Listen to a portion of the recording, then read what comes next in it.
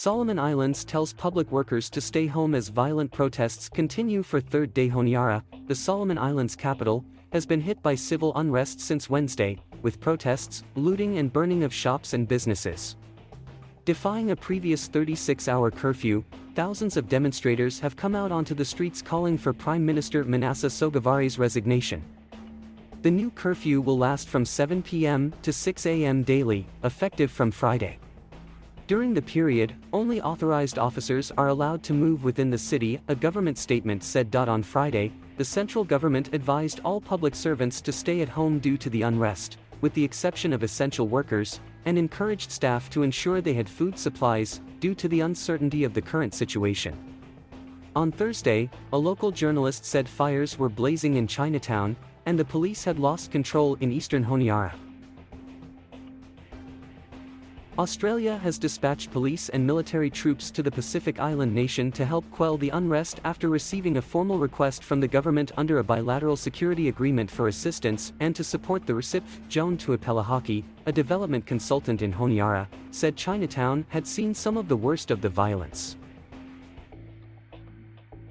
Even during the lockdown period, we saw people looting and breaking into shopping centers around the eastern side of Honiara, but also in Chinatown especially, received the full brunt of the violent protesters because they burned down a lot of the shops in that area, he said. Tuapelahaki said it was difficult to interpret whether people were looting because they saw an opportunity or if their actions were part of a genuine protest.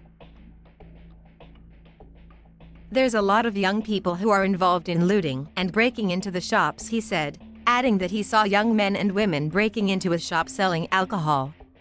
Even as we're talking right now, I can see people running out carrying bags of rice and cans and cartons of tinned fish, he said. Lisa Quat, Solomon Islands country director for Save the Children in Honiara, said by evening local time the situation had calmed, but looting and rioting had continued throughout Friday. It's been a very distressing few days. People are scared for their safety. Most of the violence has targeted buildings, but targeting infrastructure means you are targeting people's livelihoods.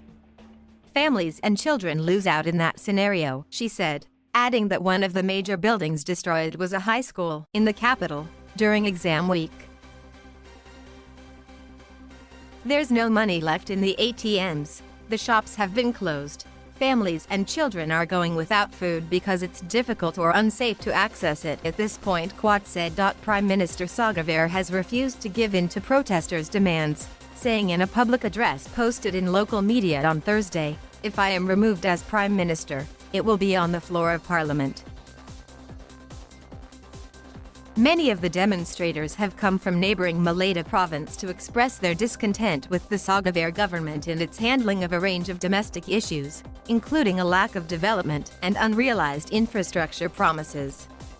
The events illustrate the sense of exclusion of many from development in Honiara and Guadalcanal that arises from the retail, mining, logging, and increasingly construction sector being dominated by companies and workers from Asia, said Anouk Ride, a researcher on aid, development, conflict, and social inclusion, writing on the Lowy Institute's The Interpreter website.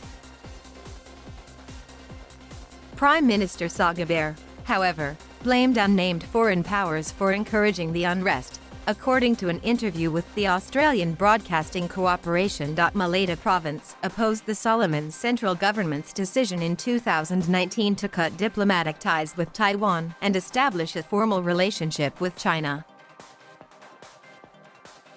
"I feel sorry for my people in Malaya because they are fed with false and deliberate lies about the switch," Sogavare reportedly said. These very countries that are now influencing Malaya are the countries that don't want ties with the People's Republic of China, and they are discouraging Solomon Islands to enter into diplomatic relations and to comply with international law and the United Nations resolution. China has said it is greatly concerned over what it said were attacks on Chinese citizens and businesses in Honiara on Thursday. Chinese Ministry of Foreign Affairs spokesperson Xiao Lijian said authorities have asked the local government to take all measures necessary to protect the safety of Chinese nationals and institutions. "We are confident that under Prime Minister Manasseh Sogavare's leadership, the government of Solomon Islands can restore social order and stability soon, Zhao said. The Solomon Islands was one of a handful of countries that had diplomatic relations with the democratic self-governed island of Taiwan, but in 2019, the archipelago swapped allegiances for China.